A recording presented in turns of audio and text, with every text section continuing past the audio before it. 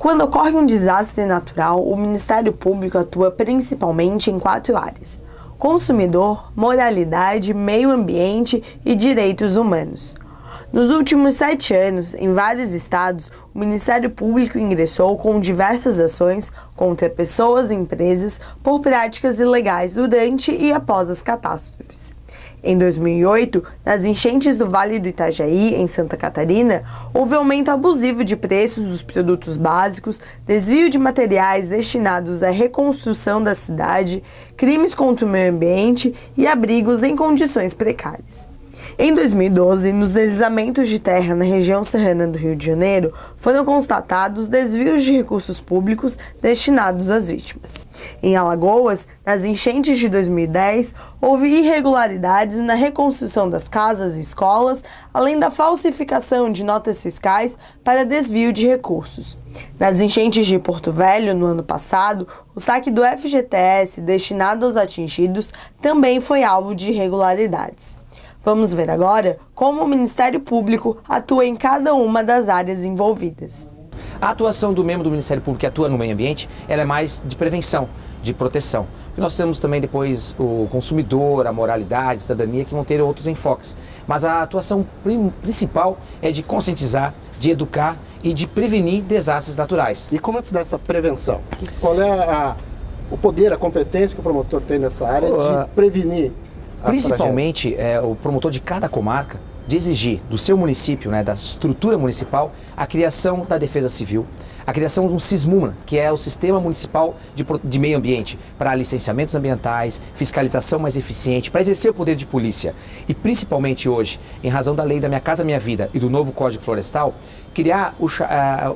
elaborar o chamado diagnóstico socioambiental. O que é esse diagnóstico? Ele vai, ao final, analisar toda a situação geográfica, histórica, social do município e identificar as áreas urbanas consolidadas, identificar as áreas de risco, seja por inundação, deslizamento, invasão de dunas, desmoronamento, enfim, e também as áreas de relevante interesse ambiental. Uma vez identificado essas áreas, ele vai poder trabalhar com conceitos que os códigos flexibilizaram, por exemplo, a APP em área urbana consolidada pode ser 15 metros e não 30, desde que não seja área de risco. Então, feito esse plano geral, só com isso é que ele pode gerenciar, planejar a sua cidade. E claro, identificada que é a área de risco, as medidas têm que ser adotadas para a retirada dessas pessoas. Pois é, a gente está aqui, o cenário até mostra, assim, tem construção, tem área ocupada em morro, tem casas, vias, é uma cidade em crescimento aqui, Florianópolis, assim.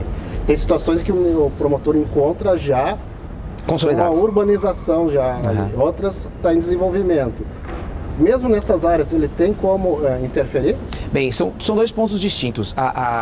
O crescimento da cidade, as áreas que hoje, no interior do estado, áreas rurais, que o município vai crescendo e vão sendo incorporadas ao perímetro urbano, e aquelas que já estão solidificadas. Cidades já consolidadas, vamos chamar assim, é preciso identificar. Muitas dessas casas dos morros, provavelmente elas podem ficar por questão estrutural, talvez outras não, pelo solo, pela aclividade superior a 45 graus. Aí o que aconteceria? É o chamado despejo forçado, que o município tem que agir e dizer, olha, ou avisar, você está em situação de risco, se você permanecer aqui, você está assumindo esse risco, pessoal, físico e tal, mas eu, enquanto Estado, tenho que tomar as providências de salvaguardar. E nos casos de o poder público deveria fazer alguma obra de prevenção? É o promotor? Com certeza. As políticas públicas devem ser exigidas. Então, identificado, por exemplo, num diagnóstico socioambiental, que pessoas têm que ser removidas, que obras de segurança, de contenção têm que ser feitas, ninguém exigiu, o Ministério Público deve exigir do município. Aí vem também a questão da independência dos poderes, a discricionariedade. Mas ela tem que ser relevada quando se trata da integridade física de um cidadão. Ele tem que dar atenção e fazer as obras que precisam ser feitas. Se o ajuste de conduta for possível celebrar, ótimo. Fixa-se prazo e as políticas públicas são implantadas. Do contrário, a ação civil pública tem que ser ajuizada para exigir. Vou começar agora com o promotor de justiça Samuel Mascolini, coordenador do Centro de Apoio Operacional da Moralidade Administrativa do Ministério Público de Santa Catarina. Moralidade administrativa é uma área de atuação do Ministério Público. À primeira vista, quando tem um desastre natural, uma catástrofe dessas, não é essa área que a gente imagina que vai atuar. mas ela tem uma atuação importante. Sim. A princípio, o que ela faz numa situação como essa? Ângelo, a resposta ao desastre, o auxílio aos necessitados, a distribuição de bens, tudo isso passa pela atividade administrativa do município, dos seus servidores, dos seus funcionários, da Defesa Civil Estadual, dos agentes do governo federal que estão na região. Toda essa atividade administrativa que é disciplinada pela Constituição e que acontece ordinariamente no cotidiano segundo certas regras, ela continua a acontecer após um evento dessa magnitude, só que com regras um pouco mais flexíveis, exatamente para o atendimento dessas situações. Esse é o ponto principal da atuação do Ministério Público na área da moralidade em casos como esse. É velar para que a atuação administrativa ocorra de forma eficiente em benefício dos necessitados, mas também de acordo com os parâmetros constitucionais que orientam toda a administração. É que no dia a dia de uma administração do município é preciso seguir certas regras de controle dos gastos, Claro, da aplicação dos recursos. Numa emergência isso tem que ser mais acelerado. Claro. Então a própria lei ela fica mais flexível. Sim, E isso exatamente. cria brechas que podem ser por vontade ou sem querer mesmo, fazer que o administrador passe por cima de certas... Sem dúvida. Tomemos, por exemplo, o caso das licitações, né? A obrigação de licitar, que é uma obrigação que a Constituição impõe a todos os entes públicos.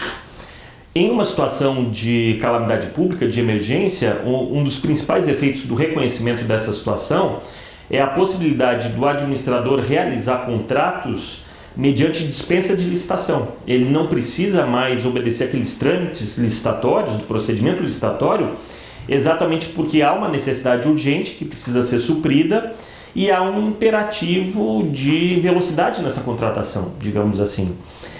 Quando todos estão bem intencionados, tudo ocorre de conformidade com o que a lei e a Constituição prevêem, é feita a contratação direta, a necessidade urgente é atendida, tudo termina bem. O fato é que quando há um comportamento desviante nesse sentido, a situação de dispensa de licitação pode permitir sim alguns abusos. E é nessa área que o promotor da moralidade atua também, fiscalizando para que mesmo aquelas contratações diretas sejam feitas, por exemplo, a preços de mercado, devidamente justificadas antes da realização da contratação, ou seja, dispensa-se a licitação, mas não é uma contratação solta, absolutamente colocada sob a vontade do administrador, ela segue ainda certas regras.